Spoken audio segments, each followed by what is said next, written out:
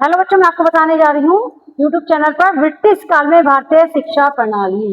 ये lesson number 4 है जो मैं एजुकेशन शिक्षा शास्त्र में आपको बताने जा रही हूँ कि किस तरीके से ब्रिटिश काल ने अपनी शिक्षा का प्रचार करने के लिए शिक्षा के साथ साथ धर्म का प्रचार भी किस तरीके से किया। इसमें बताया गया सन 1600 ईस्वी में इंग्लैंड की महारानी एलिजाबेथ ने ब्रिटिश ईस्ट इंडिया कंपनी को पूर्वी देशों के साथ व्यापार करने की आज्ञा दी थी। यानी कि एलिजाबेथ जो थी बहुत बड़ी व्यापारन थी, उसने अपनी ईस्ट इंडिया कंपनी के देशों के साथ व्यापार करने को आज्ञा दी थी, यानी कि अन्य देशों के साथ। प्रारंभ में इस कंपनी का उद्देश्य व्यापार करना था, यानी कि इस कंपनी का मुख्य उद्देश्य क्या था? दूसरे देशों के साथ जाकर व्यापार करना, यानी कि नए नए तरीके के व्यापार अपनाना। परंतु बाद में से धर्म का प्रचार और प्रयास भी करना प्रारंभ कर दिया, यानी कि इन्हें अपने धर्म का प्रचार और प्रसार करना भी प्रारंभ कर दिया और इन्हें सभी धर्मों का प्रचार किया था।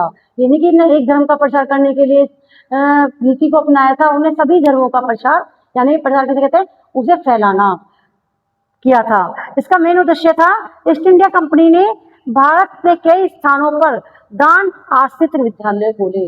दान आश्रित विद्यालय किसे कहते हैं? अपनी साइड से विद्यालय खोलना और बच्चों को निःशुल्क शिक्षा की प्राप्ति कराना, जिससे कि बच्चे निःशुल्क शिक्षा प्राप्त कर अपने देश को आगे बढ़ा सके, अपने देश को प्रोत्साहित कर सके।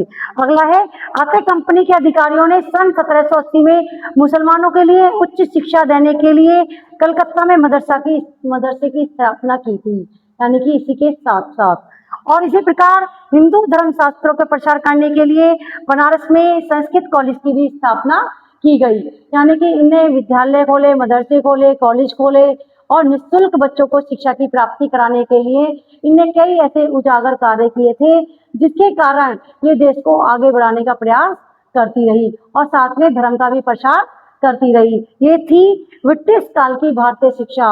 अब इसमें देखो, ब्रिटिश काल की भारतीय शिक्षा का विकास किस प्रकार से हुआ और किसके द्वारा हुआ, इसका व्याख्यान करने के लिए हम आपसे अगले वीडियो में मिलते हैं। अगर ये वीडियो आपको समझ में आई हो तो सब्सक्राइब कीजिए, कमेंट कीजिए, लाइक कीजिए। धन्यवाद।